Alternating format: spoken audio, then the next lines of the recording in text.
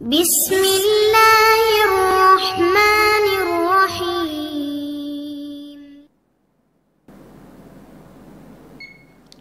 அஸ்ஸலாமு அலைக்கும் வரஹ்மத்துல்லாஹி வபரகாத்துஹு.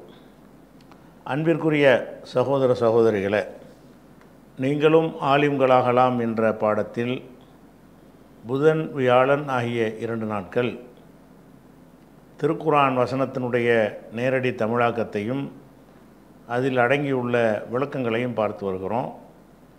இதுவரைக்கும் நம்ம சூரத்துல் பக்கராவை எடுத்துக்கொண்டு அதில் 237 வசனங்களை முழுமையாக முடித்துவிட்டு 238வது வசனத்தின் விளக்கத்தில் ஒரு பகுதியை நம்ம பார்த்துருக்குறோம். எஞ்சிய பகுதியை இன்றைக்கி பார்க்க போகிறோம். இதில் என்ன வருதுன்னா, ஹாஃபிலு, நீங்கள் பேணிக் கொள்ளுங்கள், அல சலவாத்தி, தொழுகைகளை. சலாத் என்றால் ஒரு தொழுகை, சலவாத்தி என்றால் பல தொழுகைகள். தொழுகைகளை பேணிக் கொள்ளுங்கள். அது மாத்திரமில்லாமல் ஒசலாத்தில் உஸ்தாவான தொழுகையும் பேணிக் கொள்ளுங்கள். 5 வேளை தொழுகையும் பேணிக் கொள்வதோடு உஸ்தாவான தொழுகையும் பேணிக் கொள்ளுங்கள். ஒகோமு லில்லாஹி காணித்தீன், அல்லாஹ்வுக்காக கட்டுப்பட்டு நில்லுங்கள் என்று இந்த வசனம் சொல்கிறது. இதில் தொழுகையை பேணிக் கொள்வதற்கு என்ன அர்த்தம் அப்படிங்கிறத சென்ற வாரம் நம்ம பார்த்துட்டோம். அதாவது பேசி கொண்டிருந்தார்கள், சலாம் சொல்லி கொண்டிருந்தார்கள், அப்படிலாம் செய்யக்கூடாது என்று இந்த வசனத்தின் மூலமாக தடுக்கப்படிச்சுன்னு வருதில்ல, அதுதான் பேணிக் கொள்ளுதல். அது பிரச்சனை இல்லை. ரெண்டாவது, தொழுகைகளை பேணிக் கொள்ளுங்கள் என்பதோட ஒரு குறிப்பிட்ட ஒரு தொழுகையை குறிப்பிட்டு சொல்லி அதையும் பேணிக் கொள்ளுங்கள் என்று அல்லாஹ் இங்கே சொல்கிறான். அது என்ன? சலாத்தில் உஸ்தா, நடுத்தொழுகையை உஸ்தாவான தொழுகையை பேணிக் கொள்ளுங்கள் அப்படின்ட்டு இதில் இருக்கிறது. இந்த சலாத்துல் உஸ்தாண்டா எது? உஸ்தா என்பதற்கு நடுங்கிற ஒரு அர்த்தம் இருக்கிறது, சிறப்புங்கிற ஒரு அர்த்தமும் கொடுக்குறாங்க அறிஞர்கள். அதனால் அர்த்தம் செய்யாமல் விட்டுட்டு நம்ம முதல்ல உஸ்தாவான தொழுகைங்கிறதுலே பார்த்து முடிச்சுட்டு அப்புறம் அதுக்கு என்ன அர்த்தம் செய்கிறதுக்கு ரெண்டாவது வருவோம். அப்போ உஸ்தாவான தொழுகையை பேணிக் கொள்ளுங்கள்னு இந்த வசனத்தில் இருக்கிறத, அந்த உஸ்தாவான தொழுகை எது என்பதில் சஹாபாக்கள் பலரும் பலவிதமான கருத்துக்களை சொல்லியிருக்கிறார்கள். ஆனாலும் அல்லாஹ்வுடைய தூதர் அவர்கள் உஸ்தாங்கிறத தொழுகை அசரு தொழுகை தான் என்று விளக்கிட்டாங்க. அந்த விளக்கம் கிடைக்காத சஹாபாக்கள் இஷ்டத்துக்கு ஏதாவது சொல்லியிருப்பாங்க. விளக்கம் கிடைச்ச பிறகு நமக்கு எந்த ஒரு சஹாபியுடைய விளக்கத்தை நம்ம ஏற்றுக்கிற தேவையில்லை.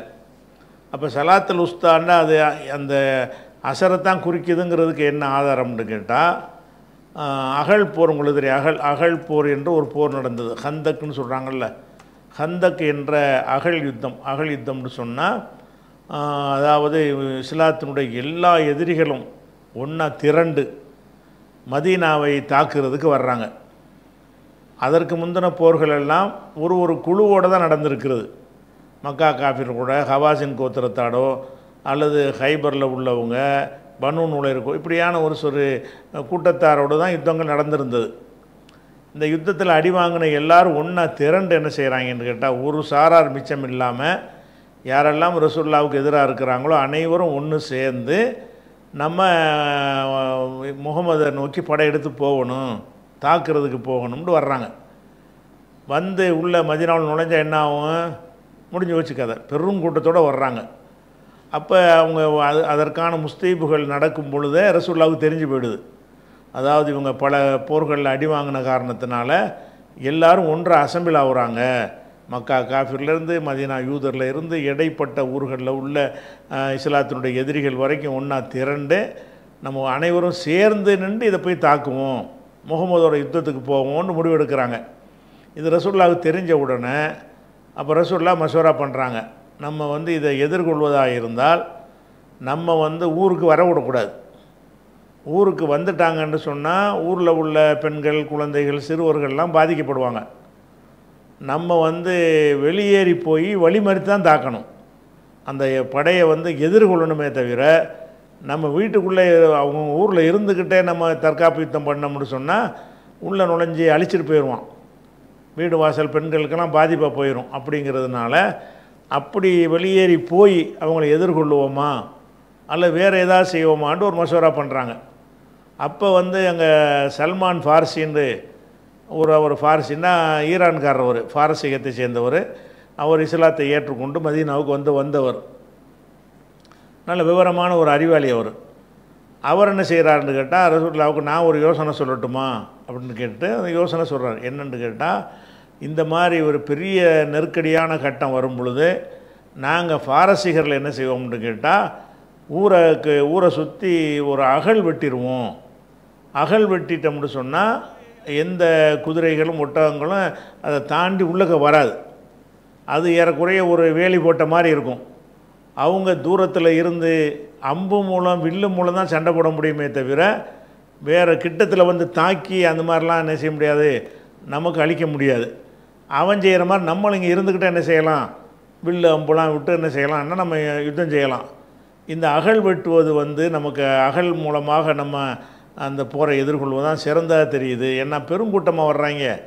நம்ம மதீனாவிலேருந்து எல்லாரும் புறப்பட்டு போனால் கூட அந்த கூட்டத்தினுடைய பலத்திற்கு முன்னாடி நம்ம நிற்க முடியாது அப்படின்னு சொல்லி அந்த போர் தந்திரங்களை எல்லாம் அறிந்து வைத்திருந்த சல்மான் ஃபார்சி இந்த ஒரு யோசனையை சொல்கிறார்.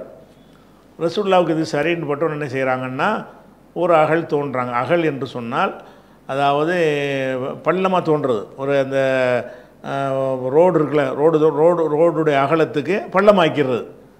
பள்ளமாக்கிட்டோம்னு சொன்னால் அந்த ஊரை சுற்றி எல்லா பக்கமும் பெரும் பள்ளம் தோண்டிடுறது. தோண்டிட்டோம்னு சொன்னால் அங்கேருந்து வரக்கூடிய குதிரைகள் வந்து அந்த பள்ளத்தில் விழுந்துருச்சுன்னா மேலே ஏறி வர முடியாது. அந்த பள்ளத்தை கண்டு அங்கே நின்றும். குதிரையிலையோ ஒட்டகத்துலேயோ வந்து தாக்குறதுக்கு வந்தான்னு சொன்னால் அந்த அகல் தோண்ட இடத்த விட அவனை செவர்லாம் ஒன்று இருக்கா, அந்த பள்ளம் தான் செவர். உள்ளே விழுந்தால் கதை முடிஞ்சிருச்சு. அதோடு அடிபட்டு மேலேருந்து நம்ம தாக்கி அவனை அழிச்சு போடலாம் அப்படி விழுந்தா கூட. அப்படி அந்த மாதிரி செஞ்சால் சரியாக இருக்க வேண்டும். என்ன செய்கிறாங்கன்னா, அவன் முஸ்லீம் அவன் எடுக்கிறத கேள்விப்பட்டதுலேருந்து அகல் தோண்ட ஆரம்பிக்கிறாங்க. அப்போ அகல் தோண்டிக்கிட்டே இருக்கிறாங்க. பெரிய அளவில் தோன்றி கடைசியில் அவன் முற்றுகையிட்டான். கடைசியில் ஜெயிச்சாங்கன்னு வைங்களேன். ஏன்னா நம்ம ஊரில் இருக்கும் பொழுது நமக்கு தேவையான வசதிகள்லாம் செஞ்சுக்கிற முடியும். வெளியூர்லேருந்து வந்து முற்றுகையிட்டவனுக்கு அந்த வசதிலாம் இருக்காது. ஓரளவுக்கு தான் கொண்டு வந்திருப்பாங்க. எல்லாம் முடிஞ்சு போனோன்னு முற்றுகையை தொடர முடியாமல் பிசுபிசுத்து போய் அவங்க கலைஞ்சு தொலைஞ்சிட்டாங்க. அவங்க ஜெயிக்க முடியல. அந்த சம்பவத்துக்கு நம்ம சொல்லலை.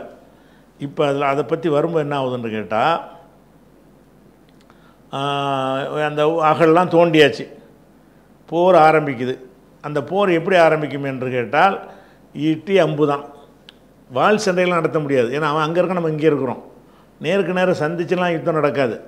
அவன் அங்கேருந்து நினைச்சவன் ஈட்டி எறிவான், நம்மளும் இங்கேருந்து ஒரு ஈட்டி எறிவோம். அவன் வில் மூலமாக அம்பை குறிப்பாத்து அடிப்பான், நம்மளும் அடிப்போம். அப்போ அந்த மாதிரியான யுத்தம் தான் அகல் போரில் நடத்த முடியும். எப்படி நம்ம இறங்கி போய் நின்று நேருக்கு நேரம் சந்தித்தா தான் வால் சண்டையெல்லாம் போட முடியும். வால் சண்டை மல்யுத்தம்லாம் போட முடியும். அது முடியாது. அப்போ அந்த மாதிரி என்ன செய்கிறாங்கன்னா, அவங்க அடிக்க இங்கேருந்து அடிக்க இப்படி அம்புகளும் வில்லுகளும் என்ன செய்கிறது, அங்கிட்ட அங்கிட்டமா போய்கிட்டு இருக்குது. அந்த முறையில் தான் யுத்தம் நடந்துக்கிட்டு இருக்குது. அப்போ என்ன செய்கிறாங்கன்னு கேட்டால், அன்றைய அரபு வழக்கத்தில் முஸ்லீம்கள் காஃபிர்கள் எல்லாரும் ஒத்துக்கிட்ட ஒரு வழக்கம் என்னென்னு கேட்டால், சூரியன் மறைஞ்சிட்டால் சண்டை போட மாட்டாங்க.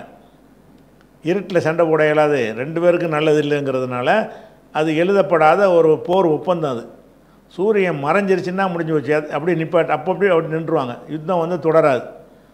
விடிஞ்ச உடனே தான் போர் ஆரம்பிக்கும். அப்படி ஒரு மரபு இருந்த காரணத்தினால இவ என்ன செய்கிறாங்கன்னா, வில்லு எடுத்து அம்பு எடுத்து சண்டை போட்டுட்ருக்குறாங்க. அப்படி போட்டவொன்னு என்ன ஆகுதுன்னு கேட்டால், சூரியன் மறைஞ்சிருச்சு. ரசூலுல்லாஹ் வந்து அசர் தொழுவில் மத்தியானத்தில் போகிற லொஹருக்கு பிறகு சண்டை அப்படி ஆரம்பிக்குது. சண்டை போட்டுகிட்டே இருக்கிறாங்க.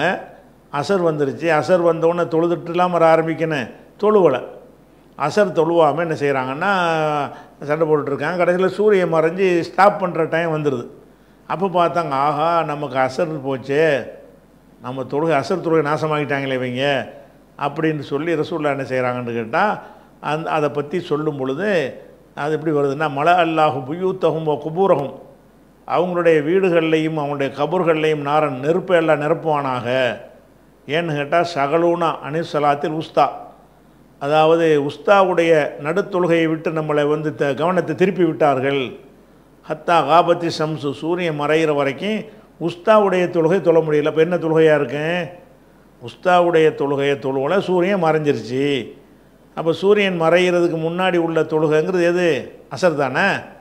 அசர் தொழுகையை ரசூல்லா என்ன வார்த்தையை கொண்டு சொல்கிறாங்கன்னு கேட்டால், ஷகலூனா அனி ஸலாத்தில் உஸ்தா, உஸ்தா தொழுகையை விட்டு நம்மளை கவனத்தை திருப்பி விட்டார்கள் அப்படின்னு சொல்கிறாங்கன்னு வருது. இது புகாரில் 2931வது ஹதீஸில் வருகிறது. இதே விஷயத்தை புகாரில் 6396 என்ன வருதுன்னு கேட்டால், அதாவது ஒஹிய சலாத்துல் அசரின்றே சொன்னதாக வருது. உஸ்தாவுடைய தொழுகையை விட்டு தடுத்து விட்டார்கள். உஸ்தாவுடைய தொழுகை எதுன்னு கேட்டால் ஒஹிய சலாத்துல் அசரி, அது அசுருடைய தொழுகை தான் என்றும் வந்துவிட்டது. அப்போ நமக்கு இப்போ இந்த வசனத்தில் உஸ்தாவுடைய தொழுகையை பேணிக் கொள்ளுங்கள் வருதில்ல, ஹாஃபிலு அல சலவாத்தி, தொழுகைகளை பேணிக் கொள்ளுங்கள், ஒசலாத்தில் உஸ்தா, உஸ்தாவுடைய தொழுகையை பேணிக் கொள்ளுங்கள் வருவது அசர் தொழுகை தான். இதில் மாற்று கருத்து கொள்ள முடியாது. ஏன்னா ஹதீஸில் ரசூல்லா நினைச்சிட்டாங்க, அதை விலக்கிவிட்டாங்க. இப்போ இந்த உஸ்தா தொழுகைன்ற ஒன்று என்ன ஆகுதுன்னு கேட்டால், இதில் ஒரு உஸ்தாங்கிறது அசருங்கிறதுல மாற்று கருத்து கிடையாது. அந்த உஸ்தா வச்சு என்ன செய்கிறாங்கன்னா, ஒரு சில ஆட்கள் என்ன செய்கிறாங்கன்னு கேட்டால், ஒரு நாளுடைய அசர் உஸ்தாவுக்கு நடுத்தொழுகைன்னு அர்த்தம் வச்சுக்கிறாங்க. உஸ்தாங்கிற அவுசத்துலாம் வருதில்ல, வசத்தன்னா நடுவில் வர்றதுன்னு அர்த்தம். சலாத்துல் உஸ்தா என்றால் நடுத்தொழுகை. அசர் நடுத்தொழுகை என்று சொல்லப்படுமே. ஆனால் ஃபஸ்ட்டு தொழுகை எதுவாக இருக்கும்? ஃபஸ்ட்டு தொழுகை சுபுகாக இருக்கும். அசர் நடுத்தொழுகை என்று இருக்குமே. ஆனால் ஃபஸ்ட்டு தொழுகை எது? சுபுகு தான் ஃபஸ்ட்டு தொழுகை. அப்போ சுபுகு லொஹரு அங்கிட்டு 2 போயிடுச்சு. அசருக்கு அப்புறம் மகரிப் ஈஷா அங்கிட்டு 2, நடுவில் உள்ளது அசர். அப்போ அசர் நடுத்தொழுகை என்று சொன்னால் அசருக்கு முன்னாடி 2 தொழுகை இருக்கணும், அசருக்கு பின்னாடி 2 தொழுகை இருக்குது. அந்த அடிப்படையில் பார்த்து என்ன செய்கிறாங்கன்னு கேட்டால், இந்த வசனத்திலிருந்து ஃபஜ்ர் தான் ஒரு நாளுடைய முதல் தொழுகை அப்படின்னு ஒரு கருத்தை எடுக்கிறாங்க. எடுத்துட்டு அதிலிருந்து ஒரு நாளுடைய ஆரம்பம் ஃபஜ்ர் தான். ஒரு நாள் ஆரம்பிக்கிறதே ஃபஜ்ரில் தான் ஆரம்பிக்குது, ஆனால் மகரிபில் தான் ஆரம்பிக்குது என்பதற்கு எக்கச்சக்கமான சான்றுகள் தனியாக இருக்கிறது. ஆனால் இந்த ஃபஜ்ரில் தான் நாள் ஆரம்பிக்குதுன்னு இந்த ஹிஜ்ரா கமிட்டி இந்த மாதிரி குரூப் இருக்குல்ல, அவங்க என்ன செய்கிறாங்கன்னா, இந்த ஆயத்தை வைத்து கொண்டு ரசூல்லா நடுத்தொழுகைன்னு அசருக்கு சொல்லிவிட்டாங்க. அது நடுத்தொழுகையாக இருக்குமே. ஆனால் முதல் தொழுகை ஃபஜ்ர் தான். அப்போ ஃபஜ்ர் தான் ஃபஸ்ட்டு தொழுகிற தொழுகை, அதுதான் நாளுடைய ஆரம்பம். முதல் தொழுகை தான் ஆரம்பமாக இருக்கும். அந்த தொழுகையுடைய முதல் தொழுகைங்கிறத ஃபஜ்ரை வைத்து கொண்டு ஒரு நாளுடைய ஆரம்பம் என்பது ஃபஜ்ரிலிருந்து ஆரம்பிக்கிறது, மகரிபிலிருந்து ஆரம்பிக்கிறது இல்லை அப்படின்னு ஒரு வாதம் வைக்கிறாங்க. ஆனால் நாளின் துவக்கம் எதுங்கிறதுக்கு தனியாக ஒரு ஆர்டிக்கிளை ஆன்லைனில் போட்டிருக்கிறோம், வீடியோக்களும் போட்டிருக்கிறோம். எக்கச்சக்கமான ஆதாரங்கள் இரவில் தான் ஆரம்பிக்கிறது என்பதை அது கொடுத்துருக்குறோம். அது தலைப்பு மாறிக்கிறோம்.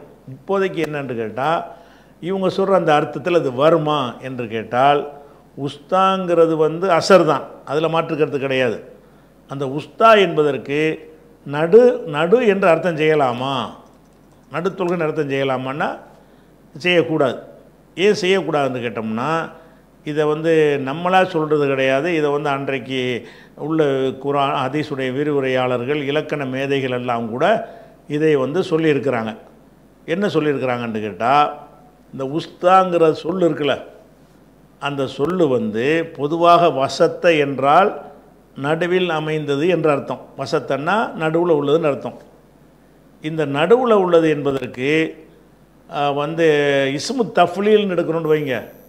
வசத்த என்பதற்கு இஸ்மு தஃப்லீல் எடுத்தால் என்ன? இஸ்மு தஃப்லீல் என்றால் அஃஅலு அக்பரு அசுகரு அஹ்சனுன்னு எடுக்கிறோம்ல, அதுக்கு பேர் இஸ்மு தஃப்லீல். அஃஅலுங்கிற வசனில் மிக அதிகம் என்ற கருத்தை தருவதற்காக உருவாக்குகிற சொல்லுக்கு பேர் இஸ்மு தஃப்லீல். அப்போ வசத்த என்பதனுடைய இஸ்மு தஃப்லீல் என்ன? அவுசத்து. அந்த அவுசத்து என்பதனுடைய பெண்பால் என்ன? உஸ்தா. அக்பருக்கு குப்ரா, அசுகருக்கு சுகுரா, அஹ்சனுக்கு ஹுஸ்னா. இப்படி அஃபால் என்பதற்கு ஃபுலா என்பது தான் பெண்பாலாக வரும். அப்போ உஸ்தாங்கிற சொல்லுடைய அமைப்பு இருக்குது இல்லையா, அது இஸ்மு தஃப்லீலில் உள்ளது. இஸ்மு தஃப்லீல் என்றால் அர்த்தம் கம்பேரிட்டிவ் டிகிரிம்பாங்க. அதாவது அதை விட இதை விடன்னு சொல்லி அதை அர்த்தம் செய்யணும், சும்மா சிறந்தன்னு சொல்லக்கூடாது. அஹ்சன் என்றால் அவனை விட இவன் அழகானவன், இவனை விட அவன் உயரமானவன், அவனை விட இவன் குள்ளமானவன் சொல்கிறோம்ல. அந்த மாதிரி கம்பேர் பண்ணி சொல்வதற்குரிய வார்த்தை தான் எது இஸ்மு தஃப்லீல் என்பது. எந்த சொல்லில் வந்தாலும் சரி இஸ்மு தஃப்லீல்னு வந்துருச்சுன்னு சொன்னால் அதான் அதுக்கு அர்த்தம். அப்போ வந்து இஸ்மு தஃப்லீல் என்று சொல்வதாக இருந்தால் அதாவது மிக மிக அதிகம்ங்கிற ஒரு அர்த்தம் அதில் அடங்கி இருக்கணும். அதாவது மிக அழகானவன், ஒரு அழகாக இருக்கான் ஒருத்தன், அதில் வந்து ஒருத்தன் மட்டும் ஜாஸ்தி அழகாக இருப்பான். ஒரு 10 பேர் அழகாக இருக்கிறாங்க, அதில் ஒருத்தன் ரொம்ப அழகாக இருக்கிறான். அப்போ ரொம்ப அழகானவன் என்று சொல்லலாம்ல, மிக அழகானவன் அந்த ஒருத்தனுக்கு சொல்ல முடியும். ஏன்னா அழகு என்பதில் வந்து மிக குறைவு என்று ஏற்றுக்கொள்ளக்கூடிய தன்மை அந்த சொல்லில் இருக்கிறது. உயரமானவன்கிறோம், அதில் மிக உயரமானவன் சொல்லலாமான்னா சொல்லலாம். இருக்கிற 10 பேரில் வந்து ரொம்ப டாலாக இருக்கிறான், அவனை பற்றி என்ன செய்வோம், மிக உயரமானவன் சொல்லுவோம். ஆனால் நடு என்பதில் வந்து மிக நடுன்னு வராது. நடுன்றாலே ஒன்று தான். நடு என்று கொஞ்சம் நடுவு அப்போ ரொம்ப நடுவுன்னு அப்படி இருந்தால் தான் என்ன செய்யும், அந்த மிக நடுவுன்னு சொல்ல முடியும். நடுவுக்கு அர்த்தமே என்னன்னு கேட்டால் அந்த ரெண்டுக்கு மத்தியில் உள்ள சமமான இடத்தில் இருக்கிறதுக்கு பேர் தான் நடுவுன்னு சொல்கிறது. இப்போ நடுவுங்கிறது வந்து எந்த பொருளில் நடுன்னு சொன்னாலும் அது ஒன்று தான் இருக்க முடியும், ஒன்று தான் இருக்க முடியும். அப்படின்னு வரும் பொழுது அந்த ஒன்று ஒரு அதாவது உதாரணமாக வந்து ஒருத்தன் வந்து உயரமாக இருக்கான்னு வைங்க. இது புரிஞ்சுக்கிறதுக்கு இந்த உதாரணத்தை சொன்ன பிறகு இதை விளக்குனா உங்களுக்கு தெளிவாக இருக்கும். ஒரு மனிதன் 6 அடி இருக்கிறான், 6 அடியில் ஒருத்தன் இருக்கிறான், இன்னொருத்தன் வந்து 4 அடியில் இருக்கிறான். இந்த 6 அடி 4 அடி 2 பேர் தான் இருந்தான்னு சொல்லும்போது இவனை வந்து உயரமானவன் குள்ளமானவன் சொல்லிடுவோம். ஆனால் 4 அடியில் ஒருத்தன் இருக்கிறான், 4 அடியில் ஒருத்தன் இருக்கிறான், 4.75 அடியில் ஒருத்தன் இருக்கிறான், 5 அடியில் ஒருத்தன் இருக்கிறான், 5 அடியில் ஒருத்தன் இருக்கிறான், 6 அடியில் ஒருத்தன் இருக்கான்னு வைங்க. இப்படி இருக்கும் பொழுது இதில் உயரமாக இருக்கிறதுல வந்து மிக உயரம்ங்கிறது இவனுக்கு தான் வரும். இப்போ 4 அடியை விட 4 அடி இன்னும் உயரமானவன் தானே. ஒருத்தன் 4 அடியில் இருக்கிறான், 4 அடியில் ஒருத்தன் இருந்தானே அவன் யார், உயரமானவன். ஒருத்தன் 4 அடியில் இருக்கான், ஒருத்தன் 5 அடியில் இருக்கிறான், அவன் உயரமானவன். இந்த உயரமானவன்கிற சொல்ல வந்து 4ல் இருந்து 6 வரைக்கும் உள்ள எல்லாருக்குமே சொல்லலாம். எல்லோரும் உயரமானவன் தான். 4 அடி உள்ளவனோட கம்பேர் பண்ணோம்னு சொன்னால் எல்லாருமே உயரமாக தான் இருக்கிறாங்க.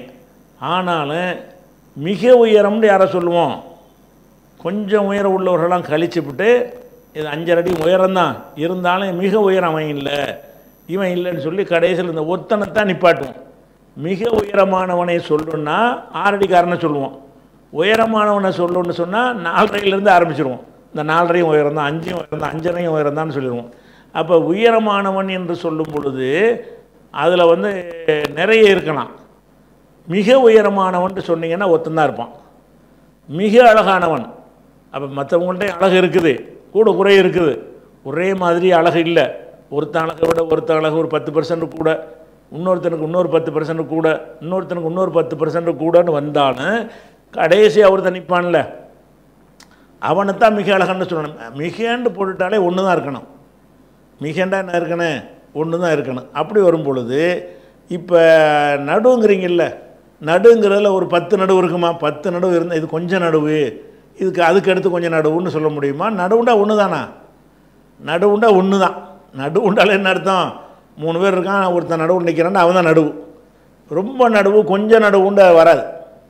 எதில் ரொம்ப நடுவு கொஞ்சம் நடுவுண்டு வராதோ அந்த மாதிரி சொற்களுக்கு வந்து இஸ்மு தஃப்லீலுடைய அர்த்தம் கொடுக்கக்கூடாது. தஃப்லீல் என்றால் தஃப்லீலுக்கு அர்த்தமே கம்பேர் பண்ணுதல்னு அர்த்தம். தஃப்லீல்னு அர்த்தம் ஒன்றோடு ஒன்று ஒப்பிட்டு பேசுதல் என்று அதுக்கு அர்த்தம்.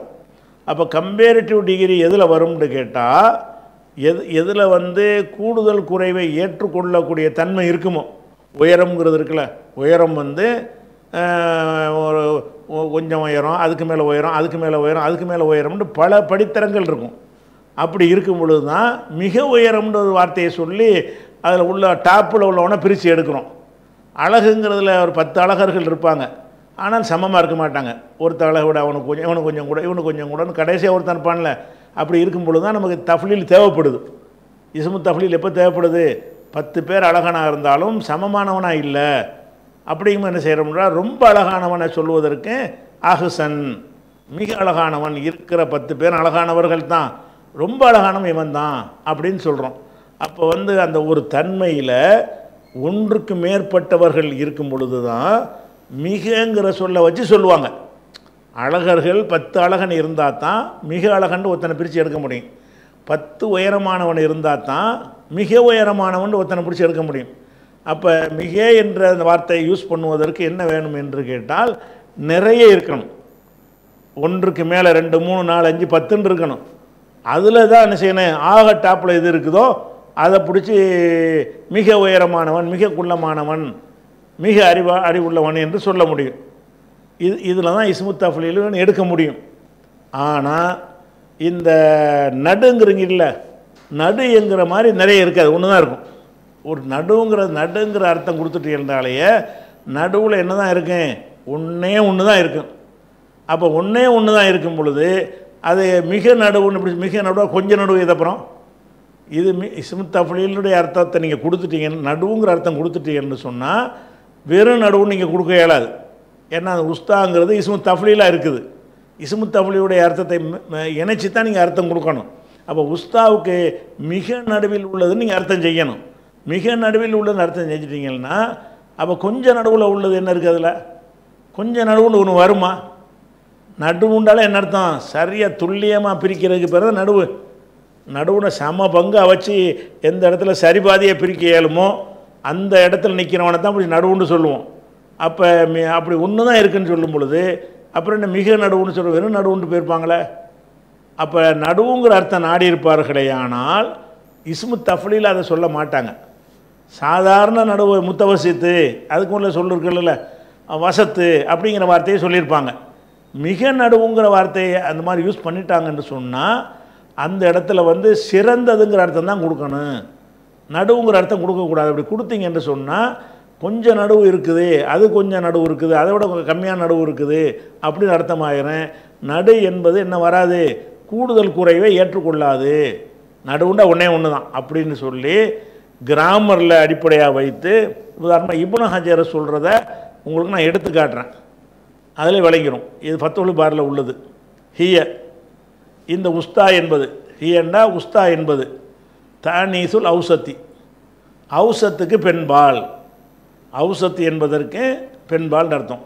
ஒல் அவுசத்து, அவுசத்து என்றால் அல் ஆகுதாலும் மென்குள்ளி செய்யின், ஒவ்வொன்றிலும் மேலானது என்று அர்த்தம், நடு அர்த்தம் இல்லையா.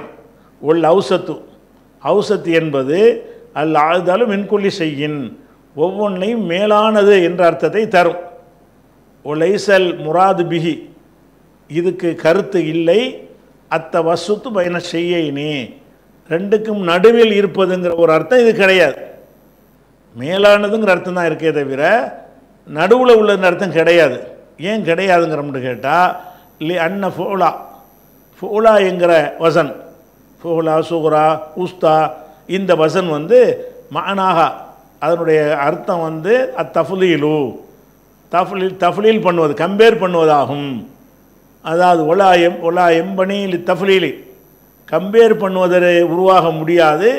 இல்லாமல் யக்பலு ஜியாதத்தை ஒன்னுக்ஸ, கூடுதல் குறைவை ஏற்றுக்கொள்ளும்ல அதிலே தவிர கூடுதல் குறைவை ஏற்றுக்கொள்ளாத வார்த்தைகளில் தஃலீல் சொல்லக்கூடாது. நடுவு என்பதில் கொஞ்சம் நடுவு, ரொம்ப நடுவுன்னு ஒரு 3 நடுவு இருந்தால் தான் ரொம்ப நடுவுன்ற வார்த்தையை ஒரு அளவுக்கு யூஸ் பண்ண முடியும். நடுவுங்கிறதுல அப்படி இருக்கவே இருக்காது. நடுவுண்டால கூட குறைலாம் இல்லை, அதான் நடு ஒன்று தான் அது. அப்படி ஒல் வஸ்து, வஸ்து என்பது இந்த இடத்துல பிமானல் ஹியாரி, ஹியாரி ஒல் அதுலி. அப்போ ஹியார் அதில், ஹியார்னா சிறந்தது, அதில் மேலானதுங்கிற அர்த்தத்தில் உள்ளது. ஏக்பலுகுமா, அதை ஏற்றுக்கிறோம். அதாவது அதை மேலானதுன்னு அர்த்தம் கொடுத்துட்டீங்கன்னு சொன்னால் மேலான தொழுகை, அதாவது தொழுகைகளையும் பேணிக் கொள்ளுங்கள், ஒசராத்தில் உஸ்தா, மேலான தொழுகையும் பேணிக்க, நடுங்கிற அர்த்தம் கொடுக்காதீங்க, மிக நடுங்கிற அர்த்தம் தான் நீங்கள் கொடுக்க வேண்டி வரும். மிக நடுன்னு கொடுத்தீங்கன்னு சொன்னால் கொஞ்சம் நடு எதுன்னு நீங்கள் சொல்ல வேண்டி வரும். கொஞ்சம் நடுங்கிறது கிடையாது. இஸ்மு தஃலீலில் ஆக அது கூடுதல் குறைவுங்கிறது இல்லாமல் இருக்கும்ல, அப்படி கூடுதல் குறைவு இருக்கும்ல, அதில் தான் இஸ்மு தஃலீல் பயன்படுத்த முடியும். இதில் நடுவு என்பதில் கூடுதல் குறைவுலாம் கிடையாது அப்படின்னு சொல்லிட்டு ஹிலாஃபில் முத்தசவிதா அதை என்ன செய்கிறான்னு கேட்டால் இஸ்மு தஃலீல் வார்த்தையில் இதை சொல்லக்கூடாது. நடுவுங்கிற அர்த்தத்தை நீங்கள் நாடுனீங்கன்னு சொன்னால் ஒசலாத்தில் வசீத்துன்னு சொல்லுங்கள், அல்லது ஒசலாத்தில் முத்தவசித்துன்னு நீங்கள் சொல்லலாம், நடுத்தொழுகைண்டு அந்த அர்த்தம் கொடுத்தீங்கன்னா நடுங்கிற அர்த்தம் அது கொடுத்துடலாம். அதை இஸ்மு தஃப்லீலில் சொன்னீங்கன்னு சொன்னால் மிக நடுன்னு அர்த்தம் கொடுக்க வேண்டிய நிலைமைக்கு நீங்கள் தள்ளப்படுவீங்க. மிக நடுன்னு ஒன்று இருக்கா? நடுங்கிறதுனால நடுவு இங்கிட்ட அங்கிட்ட சமமாக இருக்குன்ற அர்த்தம் தான் நடுவு. அப்போ நடு என்பதில் வந்து கொஞ்சம் நடுவு, அதுக்கு குறைஞ்ச நடுவு, அதுக்கு குறைஞ்ச நடுவுலாம் நடுவு கிடையாது. அப்படி இருக்கிறதுனால இந்த உஸ்தா என்பதில் இஸ்மு தஃப்லீலுடைய அர்த்தத்தில் வசனில் வந்துச்சுன்னு சொன்னால் இஸ்மு தஃப்லீலை மௌத்தாக்கி விட்டு சிறந்ததுங்கிற அர்த்தம் கொடுத்துடணும். மிக சிறந்ததுங்கிறோட கொடுத்துடலாம். வழங்குதா? சிறந்தன்னு அர்த்தம் கொடுத்துட்டீங்கன்னு சொன்னால் அந்த சிறந்ததுங்கிறதுல வந்து தஃப்லீல் வரும், ஏற்றத்தாழ்வு வரும். அசரு சிறந்தது, மிக சிறந்தது, லொஹர் அதோட கொஞ்சம் சிறந்தது, ஃபஜ்ர் அதோட கொஞ்சம் அப்படி சொல்ல முடியாதுல்ல. சிறந்ததுங்கிற அர்த்தத்தை நடுவுன்னு அர்த்தம் போட்டிங்கன்னு சொன்னால் இது ரொம்ப நடுவு, இது கொஞ்சம் நடுவுன்ற கருத்துக்கு வருது. அப்படி ஒன்று கிடையாது. சிறந்ததுன்னு அர்த்தம் கொடுத்துட்டீங்கன்னா மிகச்சிறந்தன்னு சொல்லுங்கள். உசலாத்தில் உஸ்தா, மிகச்சிறந்த தொழுகை தொழுங்கள். மிகச்சிறந்ததுங்கிறீங்களே, இது தஃப்லீல் பண்ணலாமா? பண்ணலாம். ஏன்னா மிகச்சிறந்தது அசரு, மற்ற தொழுகையும் சிறந்தது தான். மற்ற 4 தொழுகைகளும் சிறந்த தொழுகைகள் தான். இது அளவுக்கு சிறந்தது இல்லை அப்படின்னு எடுத்திங்கன்னா உசலாத்தில் உஸ்தா என்பதற்கு உசலாத்தில் ஹியார், சிறந்த ஒரு மிகச்சிறந்த ஒரு தொழுகை அப்படின்னு அர்த்தம் கொடுக்கணும். அது நடுத்தொழுகைன்ற அர்த்தத்தை கொடுத்து அந்த நடுவில் இருந்து நாளுடைய ஆரம்பம் ஃபஜ்ர்னு சொல்வதெல்லாம் வந்து ஒரு அறிவீனம். அந்த மொழி இலக்கணம் படித்தவர்கள் மத்தியில் இந்த வாதம் ஈடுபடாது என்பதை, இதெல்லாம் இந்த ஹிஜ்ரா கமிட்டி உளர்றாங்களா, இப்போ சொன்ன விஷயம் இல்லை. இதெல்லாம் இப்போ 700 ஆண்டுகளுக்கு முன்னாடியே இப்னு ஹஜர் அவர்கள் என்ன செய்கிறாங்க, இந்த கிராமரை நமக்கு சொல்லி தந்து போயிடுறாங்க. அப்போ இந்த இடத்துல என்ன செய்யணும்னு கேட்டால், ஹாஃபிலு அல செலவாத்தி, தொழுகைகளை பேணிக்கொள்ளுங்கள். ஒசலாத்தில் உஸ்தா, மிகச்சிறந்த தொழுகை பேணிக்கொள்ளுங்கள். மிகச்சிறந்த தொழுகை அசரு. அப்போ மிகச்சிறந்த தொழுகை என்று தான் இதுக்கு அர்த்தம் தரணுமே தவிர மிக நடுத்தொழுகை. இன்னும் சொல்கிறேன், ஒரு தொழுகையுடைய சிறப்பை சொல்லும் பொழுது நடுங்கிறதே அவர் சிறப்பாக சொல்லுவாங்க, நடுவில் உள்ளதை பேணிக்கொள்ளுங்கள்னு. சிறந்த தொழுகையை பேணிக்கொள்ளுங்கிறது தான் அது லாஜிக்காகவும் பொருந்தவும் செய்கிறது. அப்போ தொழுகைகளையும் பேணிக்கொள்ளுங்கள். ஒசலாத்தில் உஸ்தா, மிகச்சிறந்த தொழுகைன்னு ஒன்று இருக்குது, அதையும் பேணிக்கொள்ளுங்கள். அது என்ன மிகச்சிறந்த தொழுகைன்னா அசர் தொழுகை. யார் ஒருத்தனுக்கு அசர் தவறி விட்டதோ அவனுக்கு எல்லாமே தவறிவிட்ட மாதிரி என்றெல்லாம் ரசூலுல்லாஹ் அதை சிலாகித்து புகழ்ந்து சொல்லியிருக்கிறாங்க. அந்த ஒரு அடிப்படையில் இருக்கிற 5 தொழுகையில் முதல் தரத்தில் உள்ள தொழுகைங்கிறது அசர் தொழுகை தான். அந்த அசர் தொழுகை வந்து என்ன இருக்குது, மிகச்சிறந்த தொழுகை என்று இங்கே சொல்லப்பட்டிருக்குது. மிக நடுத்தொழுகைன்னு சொல்லப்படலை. ஏன்னா மிக நடுங்கிற சொல்லே யூஸ் பண்ணக்கூடாது. மிக நடுங்கிறது நடுவுக்கு வந்து நடுன்னு மட்டும்தான் சொல்லணுமே தவிர மிக நடுங்கிற ஒரு சொல்லு கூடாது. மிக நடுங்கிற முறையில் அந்த வாசகம் அமைந்திருக்குமே, ஆனால் அந்த நடுங்கிறத சிறப்பு நடத்தமாக மாற்றிக்கிறங்க. உசலாத்தில் உஸ்தாதுன்னா மிகச்சிறந்த இஸ்மு தஃப்லீல் நீ காலி பண்ண வேணாம், இஸ்மு தஃப்லீலே கொடுங்க. கொடுக்கும்போது நடுங்கிறதுக்கு பதிலாக சிறப்புன்னு கொடுத்துருங்கன்னு அவர் சொல்கிறார். இது எல்லா கிராமர்லையும் உள்ளது. இவர் இப்னு ஹஜர் சொல்கிறதுனால உங்களுக்கு எடுத்து காட்டுறேன். அதனால் வந்து தொழுகையை பேணிக்கொள்ளுங்கள், சிறந்த தொழுகையை பேணிக்கொள்ளுங்கள் அப்படின்ட்டு வந்துடுது. இந்த வசனம் முடிஞ்சிருச்சா? 238 முடிஞ்சிருச்சு. 239. இப்போ நம்ம இது போர்க்களத்தை பற்றி சொல்லிகிட்ருக்கு. இப்போ வரக்கூடியது, இப்போ நம்ம தொழுகிறோம்னு சொன்னால் போர்க்களத்துலையும் தொழுவாங்க.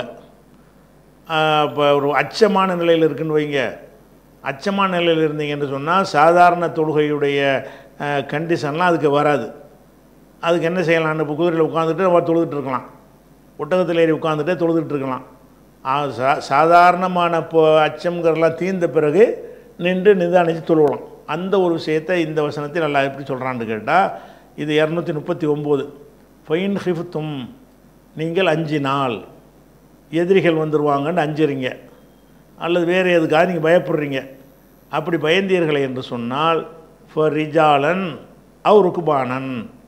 ரிஜால் என்றால் தரையில் நின்றும் நின்றவர்களாகவும் தொழுங்கள். அவ் ருக்குபானன் அல்லது வாகனத்தில் ஏறியவர்களாகவும் தொழுங்கள்.